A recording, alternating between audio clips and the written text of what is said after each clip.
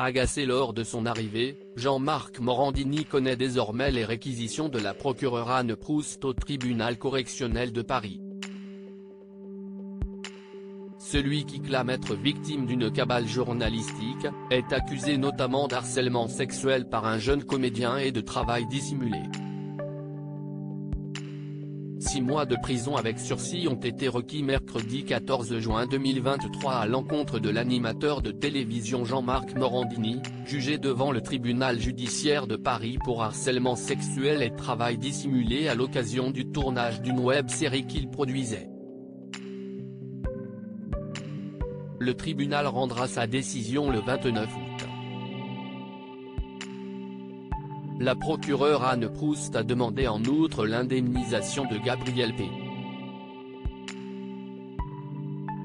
Le seul des 5 plaignants pour lequel le chef de harcèlement sexuel a été retenu contre le prévenu, le remboursement des sommes dues au trésor public, une obligation de soins et une amende de 10 000 €. À l'encontre de la société Ne zappez pas. Production, NZPP, dont l'animateur est l'unique gérant, poursuivi pour travail dissimulé, la procureure a requis une amende de 50 000 €.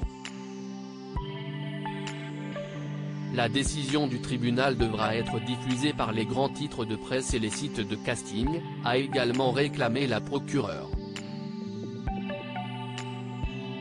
Des sollicitations explicites et réitérées dans ses réquisitions, la procureure a dénoncé le goût de la manipulation de l'animateur de 57 ans. Quelle est la capacité du prévenu à intégrer la norme ? A-t-elle demandé en soulignant la personnalité narcissique et rigide de Jean-Marc Morandini, qui rend difficile une remise en question de lui-même. Assis près de ses avocates, l'animateur regardait le plus souvent le sol durant les réquisitions. La procureure a également évoqué des pressions graves sur Gabriel, 19 ans à l'époque des faits, pour obtenir un acte réel ou apparent de nature sexuelle.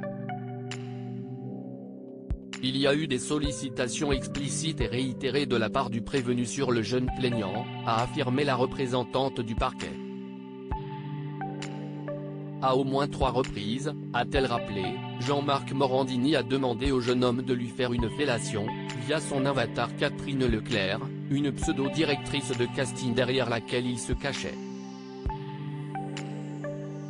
Parmi les mails de Catherine à Gabriel, la procureure en a cité un où l'animateur écrit « Vous sentez-vous de faire une fellation à JM, Jean-Marc Morandini ?